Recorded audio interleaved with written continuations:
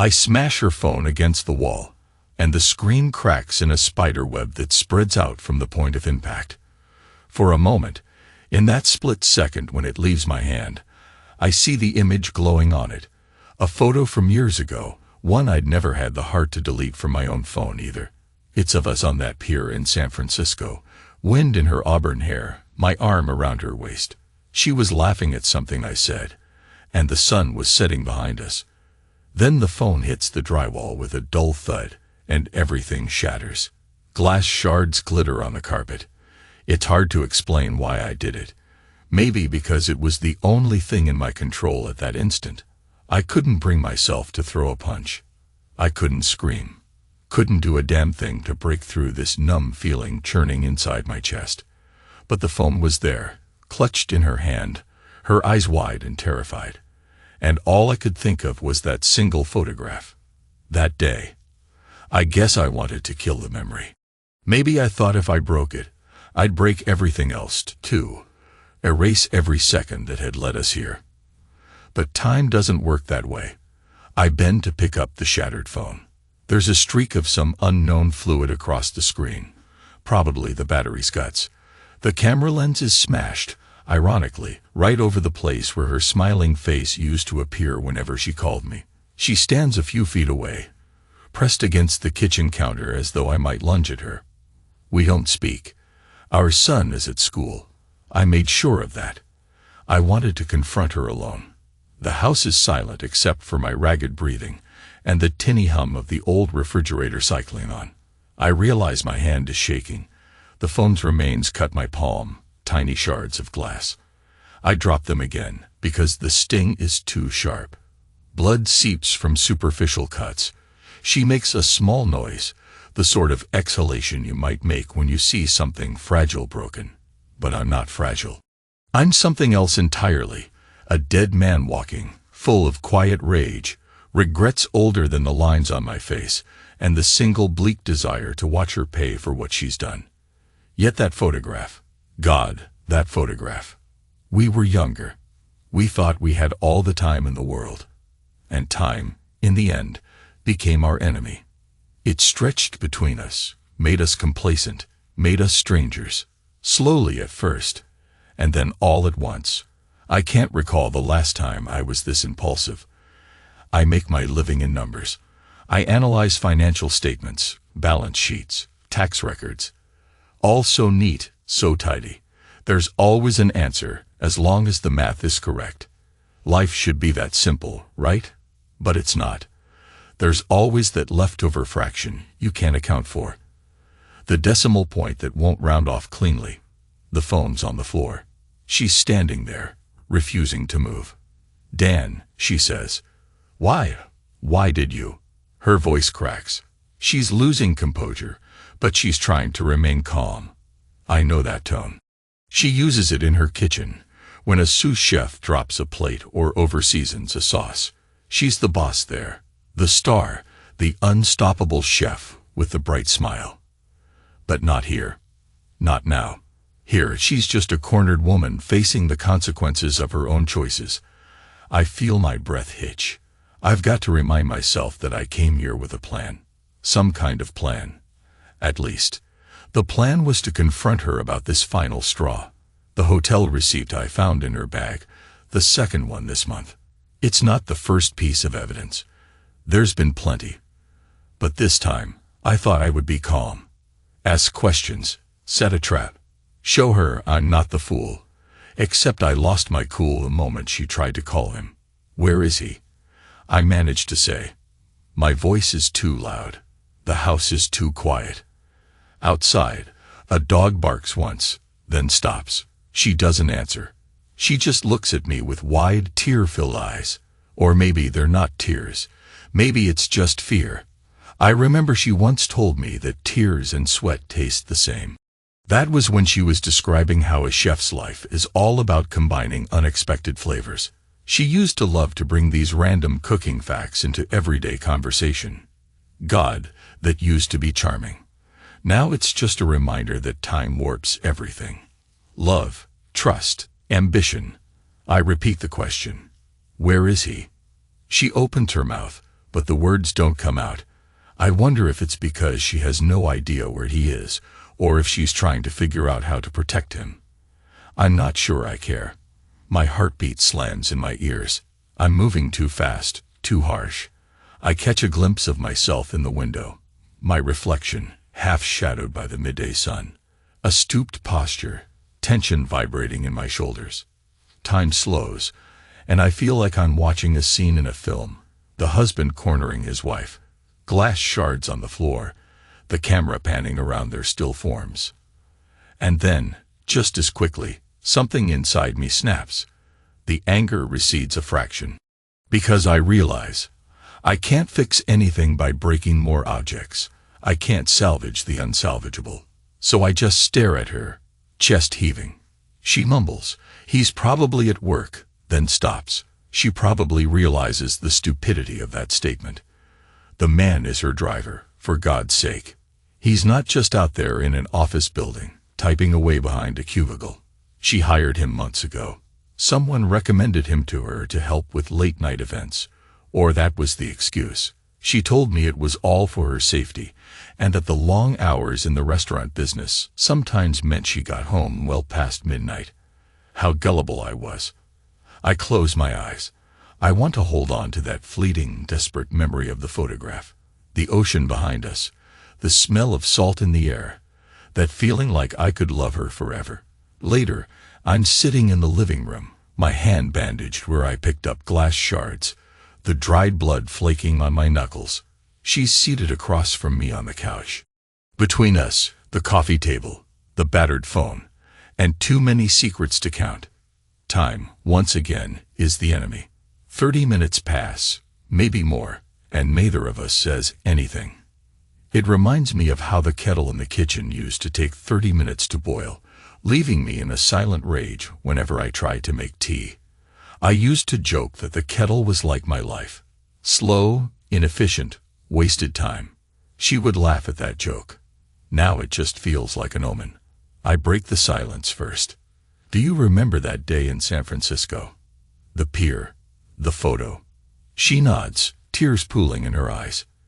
Yes, she answers quietly. What did you ask me back then? I say, you said, is there anything you'd change about your life before you met me, remember? She breathes in, tries to steady herself. You said, no. You said you were happy. You said you wouldn't change a thing. That's right. I pause. Now let me ask you the same question.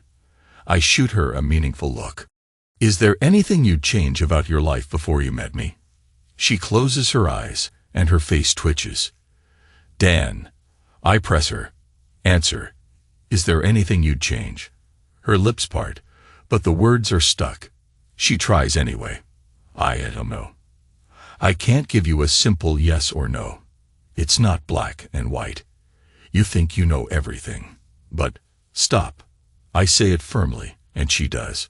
This conversation is tearing me apart in slow motion. All those nights you spent with him, did you ever ask him the same question? Did you ever talk to him the way you used to talk to me? She flinches like I've struck her. Good. A part of me wants her to feel a fraction of what I feel. Her mouth opens, but I raise a hand. No. You know what? Don't answer that. The jealousy burns in my gut, and I'm not sure I can handle hearing it. I already know it was more than just physical. There was an emotional piece, too, wasn't there? She starts to cry quietly, but I can't muster sympathy. Please, Dan, she says, voice trembling. I'm so sorry. I never meant to. Save it, I growl. Then my voice fades into something softer. I'm going to figure out how to handle this. But first, I need the truth. She breathes in raggedly. I watch her shoulders shake. Time is mocking us again, counting the seconds, reminding me how much of my life I've wasted. Finally, she whispers, "What do you want to know?" I close my eyes for a second, trying to gather a question that doesn't tear me apart. But everything that comes to mind is ugly. How long? A small silence. 4 months. Why him? Because he was there, she admits brokenly. He listened to me complain about work, about my life.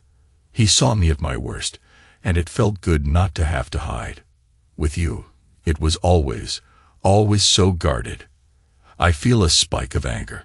Guarded? We've been married over a decade, Becca. I use her name, a rare thing these days. What guard did I put up other than the one to stop me from screaming at your lies? She looks away, tears streaming down her cheeks, but she doesn't have an answer. Maybe I should back up. Maybe I should start earlier, show you the film frames that led me to this moment. Frame 1. I'm at work, late evening. Ledger books stacked on my desk. The cleaning crew is making their rounds. Then a text from her phone lights up my screen. Don't wait up tonight. Got a private event. Fine, I think. I'm used to these disclaimers. She's a chef. Life is busy. Frame 2. I stumble upon the first receipt in her purse. A hotel I never paid for. A weekend that never existed in our plans. I ask her about it. She says it's for a friend's anniversary. A lie. But at the time, I believed her. Or wanted to. Frame 3. She's leaving the house in the early morning, wearing a dress that's just a bit too nice for a quick run to the market. She says it's a catering gig. I nod numbly. Frame 4. I watch from a distance as she steps into a sleek black car. The tinted window rolls down, and I see Marcus, that driver she hired. The way they look at each other sets off alarm bells in my head. Frame 5. She comes home too late, smells like his cologne. Kisses me on the cheek, says she's exhausted. She goes to the shower. I lie in bed, wide awake, the digital clock glaring at me with those blinking red numbers. I can hear time ticking, mocking me with each second that passes. That was my life for months. There was a particular night I still can't erase from my head, and it replays like a humiliating highlight reel. This is the night I glimpsed them in a more explicit manner. I'd grown suspicious, so I followed her downtown. I parked a few spots away from that slick black sit-in, watched her slip inside. Perhaps I thought they'd just drive somewhere. But no, the car rocked gently. The passenger side windows fogged up. There was a silhouette on the driver's side, moving closer, bridging the gap. The outlines were too intimate, too unmistakable, even from across the street, hidden behind my own steering wheel. I felt my heart lurch. I remember time slowing down, my breath catching in my throat. I saw her arch forward, disappearing into his arms. The way her hair tumbled as she lifted her face to his. The swirl of movement inside that cramped space. Her hand pressed against the window, leaving a print that smeared the condensation. My blood ran hot and cold at once. I could have confronted them right then. I wanted to. My fingers clenched around my door handle, itching to throw it open, charge over, yank him out of that car. But something rooted me to the spot, a mixture of shame and paralyzing heartbreak. Instead, I turned the key in the ignition, retreated, and spent the entire night driving aimlessly through the empty roads, tears burning my eyes. Couldn't go home. Couldn't face her. Couldn't face myself. Yeah, so that's how it started. An ugly unraveling that left me half mad with jealousy and heartbreak. Since then, I've been caught in this limbo, neither confronting nor forgiving, just letting time slip away, letting the anger brew. And now we're here. Back to the present. The living room, the broken phone, the silent war of glances. You asked me the same question back then, I say to her. All those years ago on the pier, you asked me if there was anything I'd change. Why'd you ask me that, Becca? What were you afraid of? She stares at the coffee table, the shattered phone. I was afraid you'd realize I wasn't good enough.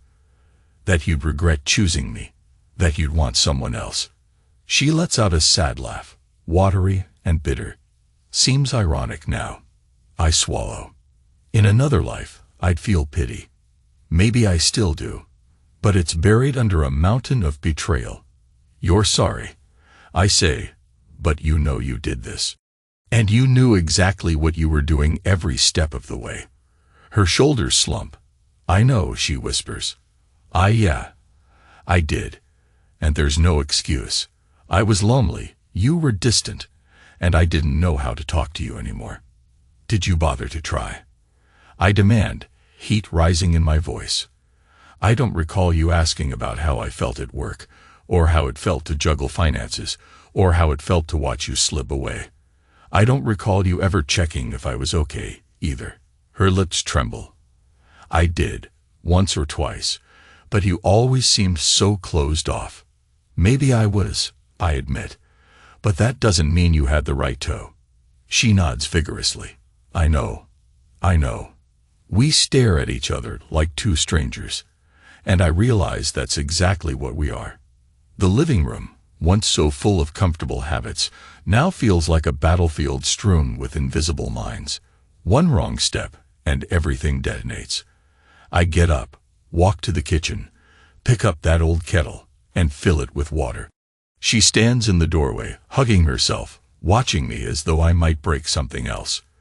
Then I put the kettle on the stove, flick the burner. It takes forever, as usual. I can sense her confusion.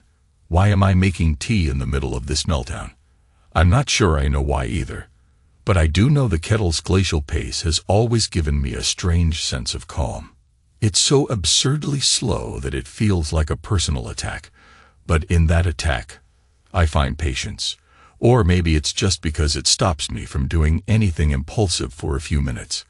While the water heats, I lean against the counter, my arms crossed, eyes locked on her. You're not leaving, I say quietly. Not until we've settled this. She steps forward hesitantly. What do you mean? I let out a dry laugh. I mean, we're going to talk, and you're not running away to your restaurant, or to him, or to anyone else. You owe me that much. Then I pause, picking at the fresh bandage on my hand. After that, maybe I'll walk away from this house, or maybe I'll make you leave. I haven't decided. Her eyes widen. Dan, we have a son, she pleads, voice trembling again. I know. You think I forgot about him. God. I feel a flash of pain in my chest, thinking about how this will affect him. I'm doing this for him too, because he needs to see what consequences look like. He needs to see that sometimes the only way to fix things is to bring them into the open. She shifts on her feet, hugging herself tighter. I see goosebumps on her arms. Time drags out, and that stupid kettle hisses quietly, still not boiling. Then her phone rings, or it would have, if it weren't a splintered piece of junk on the coffee table. Instead, it starts vibrating in a muffled, staticky way. The screen is half dead, flickering. She starts toward it instinctively, but I step in front of her. I pick it up instead. I can still make out the caller ID. Marcus. We lock eyes. She looks down at the phone, then back at me. Slowly, I put it face down on the table. Neither of us says anything. The kettle behind us finally begins its low, building whistle. We end up at the table, 2 cups of tea steaming between us. It's scalding hot, but I don't drink. I just let the rising steam waft against my face. She's cradling her mug with trembling hands, staring down at the swirl of light brown liquid. Were you ever going to stop? I ask, my voice calm. Too calm, maybe. Or was this going to go on until you got caught? She doesn't answer at first, but I see fresh tears welling up. Finally, she breathes out. I was going to end it. I swear. I can't help the bitter smile that twists my lips. When exactly? Her eyes flick up to meet mine. Does it matter? Probably not. Her face crumples, and she sobs quietly. I feel a pang of guilt, but I remind myself she's the one who crossed the line. I steel my heart and force myself to continue. What do you want now? I ask. She sniffles, tries to gather herself. I don't want to lose everything, she says. My career, my reputation, you, our son. She pauses, stumbling over the words. I want a chance to make it right. Make it right, I echo, though it sounds hollow. You know what you did to me. To us? Her tears come thicker now, and she's shaking her head. I know. I'm so sorry, she murmurs. I can't change it, but I want to try to fix. I cut her off, my voice turning cold. I don't care about fixing us, Becca. I swirl the tea in my mug, staring at the ripples. What I do care about is making sure you feel exactly how I felt. That you understand you're not untouchable. That you can lose it all in the blink of an eye. She pales. There's a moment where we simply stare at each other, the steam from our mugs rising and fading, like a brief, useless ghost of warmth that can't survive in this cold vacuum. Because yes, I realize, cold is also an emotion. The absence of heat, the absence of forgiveness, ice creeping into my veins, numbing every last sense of compassion.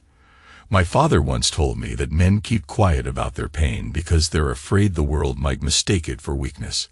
He was a quiet man himself, but he never cheated on my mother. He never left us. I wonder if he'd be proud of me now, or if he'd turn away, disappointed by the man I've become. Maybe he'd say I should have tried harder, been more present, been less resentful. Some nights, after I saw them together, I caught myself wishing for death. That's the truth. A dream to die, to just vanish from the heartbreak and humiliation. You might think that's cowardly, but it's how I felt. Worthless, unlovable. But now, looking at her, my perspective's changed. I don't want to die. No, I want to be the one who outlives this betrayal, who sees her downfall if she tries to keep up the lies. A part of me is ashamed for wanting revenge so badly. Another part of me thinks it's the only way I'll ever find peace. I take a deep breath, stand up. She looks up at me, uncertain. I walk over to the kitchen window. The sun is sinking in the sky, painting everything in a muted orange glow. I have to pick up our son soon. I say, voice distant, but before I go, I need your word on something. She swallows, dabbing at her eyes. Anything.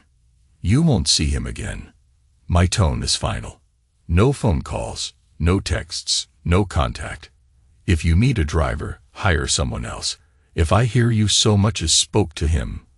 I trail off, letting the threat hang there. She nods jerkily. I won't, Dan. This is over. I stare at her, trying to gauge sincerity. You lie again, and I'll ruin you. I'll make sure your sponsors, your restaurant, all of it goes up in smoke. She bites her lip, nods again. I'm not proud of the threat, but it's the only weapon I have that she'll respect. Then I pick up my car keys. She moves to follow me, but I hold up a hand. I say, clean up the phone, and walk out the door. On the drive to school, my mind reels. I almost miss a turn because my hands are shaking so badly. I pull over for a minute to press my forehead against the steering wheel. Time. It's always time, ticking like a bomb. The older we get, the less time we have, the more desperate we become to fill it with something meaningful, or in her case, something thrilling. I start the car again and keep driving. By the time I reach the school, I've managed to compose myself enough to fake a normal expression for my son. He's standing on the sidewalk, a backpack slung over one shoulder, glancing around for me. When he sees my car, he waves. I wave back. It's the simplest, purest thing I've felt in weeks. He slides into the passenger seat. Hey, Dad, he says, rummaging through his bag. You're on time today. Yeah, I reply, forcing a smile. Long day at work, but everything's fine. He nods and starts telling me about his day, about a new project in class. He's animated, full of that youthful energy that comes from believing the world is still a good place. I try my best to listen, nod, chuckle at the right times. But my mind is thousands of miles away, replaying the scene in the living room. He notices my bandaged hand on the steering wheel. Dad, what happened? Cut myself on some broken glass, I say, trying to sound casual. Nothing serious. And I realize that's a metaphor for everything right now. Broken glass, shattered illusions, just a little cut, right? But the bleeding on the inside is a lot worse. Late that night, after I've put our son to bed, I sit alone in the dark living room. She's in the bedroom, door closed. I wonder if she's crying or just lying there, numb, staring at the ceiling. Part of me wants to walk in there and pick another fight. Another part of me wants to sleep on the couch, or maybe drive away and never return. My phone buzzes. It's a text from an unknown number. I open it. I never intended for this to blow up your marriage. She told me she was going to leave you eventually. But I guess that was just talk. I don't want trouble. Let's talk like men. It has to be him. Marcus. My jaw clenches. I type back. Don't text me again. He replies within seconds. Man, I'm trying to make peace. She told me things. I know you're hurting. I didn't want to be the cause. My fingers hover over the screen, itching to respond. But I realize there's no point. Nothing he says can undo the damage. I block the number. That's when I make the decision. A final push. This is bigger than heartbreak. This is about telling her that I'm no doormat. I won't keep my head down while she lives her life. If I'm forced to stay in this broken marriage for a while, or if we're forced to co-parent under the same roof, I'll make sure she understands who she betrayed. The accountant with 1,000 ways to ruin you financially if I choose. The husband with a moral line in the sand, a line she's crossed. The father who won't let our son be used as a pawn in her narrative. And if I can't salvage my pride, at least I can demonstrate that there are consequences. The next day, I phone a few contacts. Some are people at my firm, colleagues with connections in the restaurant industry. Quietly, I plant seeds of doubt about her capabilities, her reliability, her reputation. I mention an incident with a coworker. I let slip that I have reason to believe she's not as dedicated to her craft as she claims. It's subtle sabotage, whispered rumors that can derail a professional reputation over time. I hang up feeling both exhilarated and disgusted with myself. But I can't stop. I see her at the kitchen table, writing notes for a new menu, her eyes rimmed with exhaustion. She looks up at me, tries to offer a half smile. I walk past her, ignoring the pang in my chest. I'm committed to this, to making her feel the consequences. That's how messed up we are now. She tries to talk to me once or twice, but I pretend I'm busy. At one point, she says, Dan, can we at least figure out how to talk about this to our son? And I shake my head, turning away. There's a moment, a few days later, when I question whether this revenge path is truly satisfying. I'm in the backyard, raking leaves, the sun glinting off my wedding band. She's inside, probably cooking dinner for our son. I can smell something savory, something that reminds me of the early days when we were both younger, less complicated. I pause, leaning on the rake, watching the leaves swirl around my feet. For an instant, the numbness recedes, and all I feel is sadness. Overwhelming, bone-deep sadness. Time, the enemy that took everything and turned it sour. We had so much once: love, hope, possibility. Now we're reduced to this. Me, plotting ways to ruin her life. Her, standing in front of the stove, maybe recalling all the times she found comfort in someone else's arms. Is this the best we can do? I stare at the ring on my finger, wanting to tear it off, but I don't. Instead, I press my lips into a tight line, gather the leaves, and carry them to the trash bin. The wind is cold on my face. That night, after we put our son to bed, she approaches me in the living room. My laptop is open, spreadsheets glowing on the screen. She kneels on the floor beside my chair, a posture so vulnerable that it startles me. Dan, she begins softly, I know we're past the point of normal conversation. But please, I have to ask. She hesitates, then glances at her hands. What are you going to do? I keep my gaze on the screen. I'm doing it. She looks at me, pain etched on her features. You're trying to destroy my career. I raise an eyebrow. You caught that, did you? I offer a mocking half-smile. You sure it's not just your guilty conscience? She flinches and tears fill her eyes again. Why are you doing this? I exhale sharply. Do you even have to ask? Because you took everything I believed in and tossed it aside for your fling. Because you humiliated me. Because you made me feel like a fool. And I can't just forget that.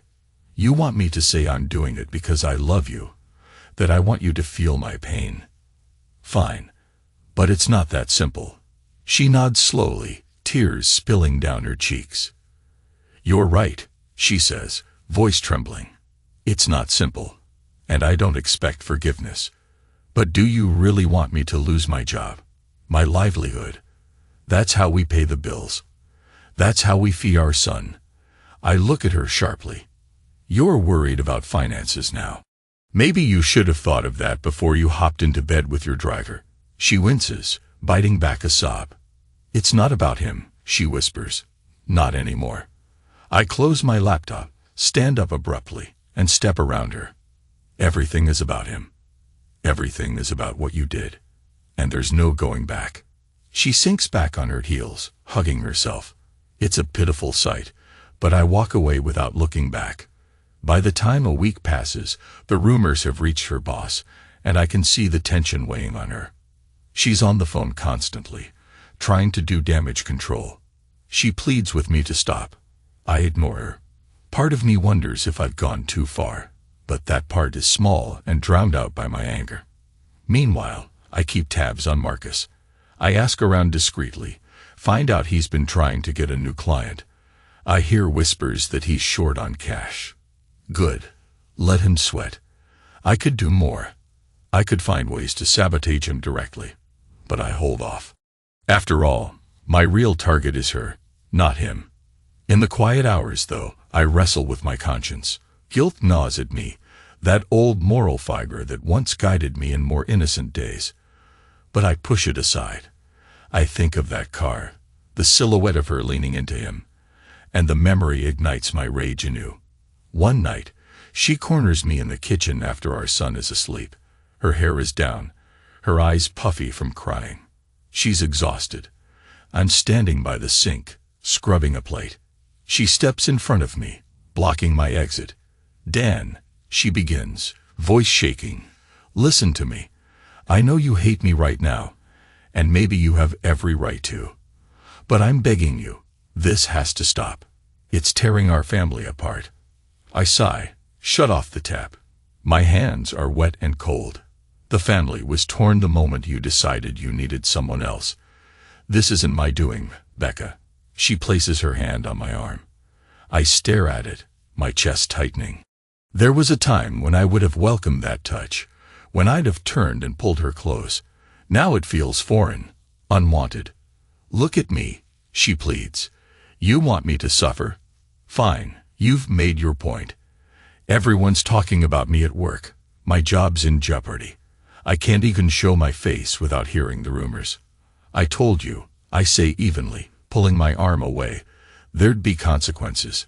This is just the beginning. She trembles, tears dripping from her chin. Then what do you want? Do you want me to beg? I will. Do you want me to leave this house? Fine. I'll do that too. Just, she chokes up. Don't punish me so publicly. I can't lose everything. Our son, he can't see his mother ruined. I swallow hard. Time stands still, like we're suspended in this hateful moment. The old me might have softened. The old me might have taken her hands in mine and said we'd figure it out. But that man died the moment I watched her silhouette in the back of that car. Pack a bag, I say quietly. Get out. Maybe that's what we need for now. She stares, lips parted, as though she can't believe I just said it. Then she bows her head. Okay, she whispers. That's how she leaves. A suitcase in her hand, tears on her face, no hug for me, just a brief goodbye to our son, as she promises it's not forever. He's confused, scared. I hold him while she walks out the door, the overhead light casting her shadow across the threshold. Then she's gone, and the house feels too big, too silent. I go through the motions for the next few days. Work, pick up my son from school, make dinner. She texts me occasionally, asking how he's doing, asking if we can talk. I ignore or give one-word answers. My anger remains, though it's tempered by a hollow ache. I know she's staying at a friend's place. I don't ask which friend. At night, I sit with the lights off, the house so quiet I can hear the hum of the fridge, the distant drip of a faucet. I remember that phone I shattered, the photograph on its screen. I find my own phone and pull up that photo again. Part of me wants to delete it, to erase any evidence that once upon a time I loved her deeply. But I can't do it. The memory is all I have left, even if it hurts to look at her smile. Eventually, we have to talk about practical matters. Bills, scheduling for our son, day-to-day logistics. She calls, and I let it go to voicemail, but I listen. She sounds drained. "Dan, please call me back," she says. "I have some documents you need to sign for taxes." Taxes. The mundane world intrudes on even the most dramatic betrayals. I chuckle bitterly. Fine. I can't avoid it forever. I call her and arrange for her to come by the house while our son's at school. When she arrives, she looks thinner, paler. She sets a folder on the table. I see her noticing the emptiness of our home, the starkness. It's like I vacuumed away all traces of her. Maybe I did. She lowers herself into a chair, and we begin discussing the forms. This is what we do. We're both practical people when forced. After we sign everything, she lingers. "Dan," she says, voice tentative, "I heard from my boss today. He says I might be demoted, or worse. It's because of those rumors I'm sure you started." I don't confirm or deny. I just watch her quietly. She presses her lips together. "Look, you got what you wanted, okay? Everyone sees me as unreliable. I'm on thin ice. You've punished me, but this is how I make a living. It's not just for me, it's for our son," I finish. "Yeah, you keep saying that." She sighs. "Please don't do this, Dan. I know you're hurt, but think about the future." I step closer. "Do you think I wanted any of this, Becca? Do you think I enjoy it? I'm just returning the favor. You took my pride. I'm taking your career. Fair trade." Her eyes brim with tears again. "I never wanted to hurt you." I bark a short laugh. "Then maybe you shouldn't have cheated." She looks away. "Will you ever forgive me?"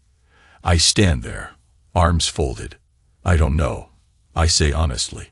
"Right now, I can't even see the possibility. Maybe time will change that. But time's never been our ally, has it?"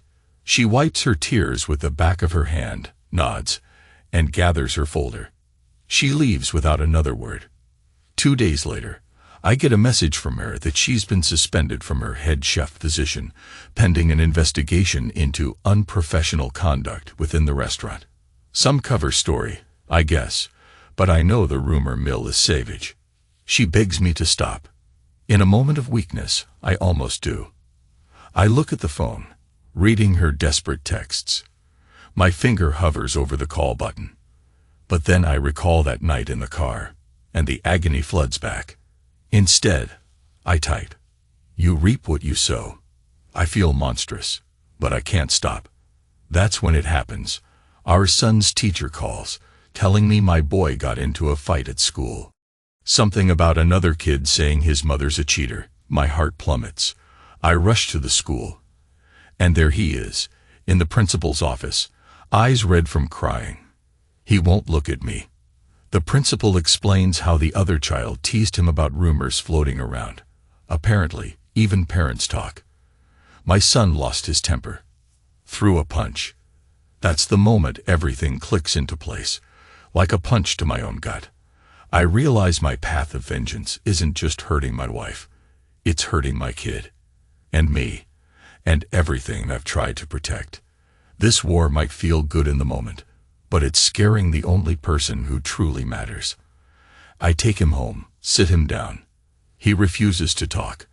I put a hand on his shoulder. "I'm sorry," I say softly. I know it's confusing. I'm trying to figure things out. He doesn't respond. He brushes my hand away and locks himself in his room. That evening, I call her. She picks up immediately, her voice shaky. "Done. Where are you?" I ask. She hesitates. At my friend's place. Are you okay? I exhale. No. We need to talk. Face to face. She arrives within the hour. We stand in the living room, and this time, I'm the one who looks exhausted, defeated.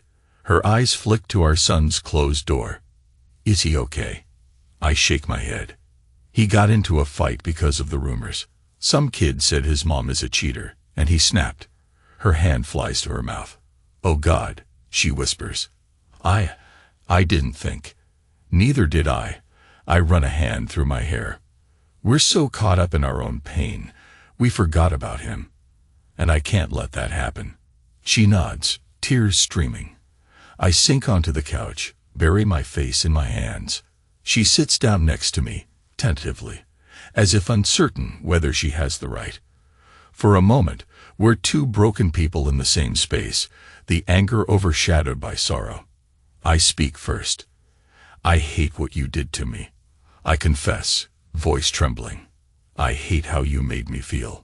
But I hate more what we're doing to him. She presses her lips together. I know. I'm so sorry. I take a shaky breath. I'm not saying I forgive you. I can't do that right now. But maybe we need a truce. For him.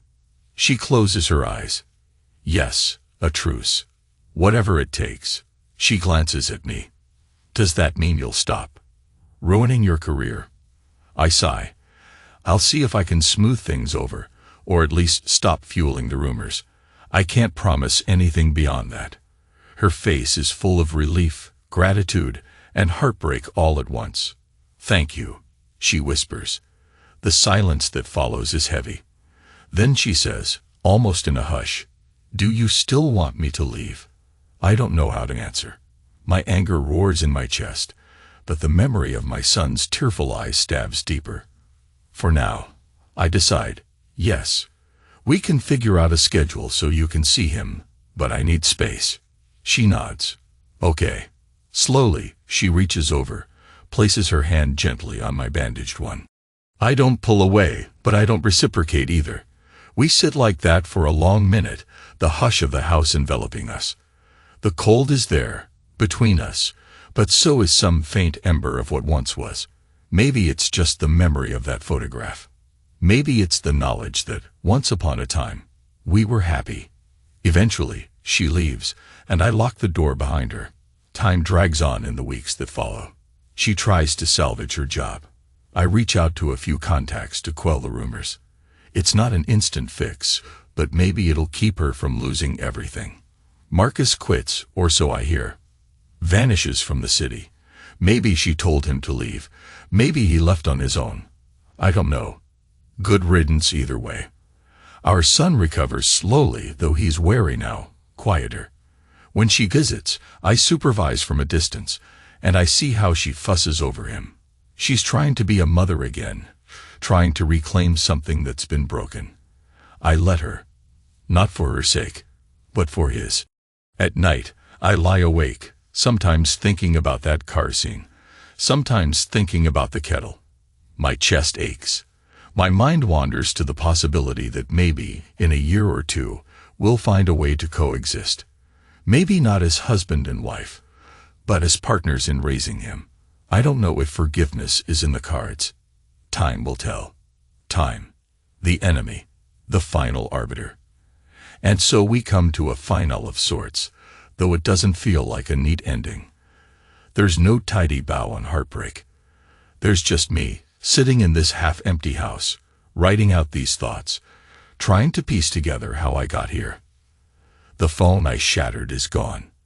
The photograph remains, buried in my phone's gallery, along with thousands of other pictures. Sometimes I open it, stare at her smiling face, wonder if that woman is the same person who betrayed me, or if she died somewhere along the way.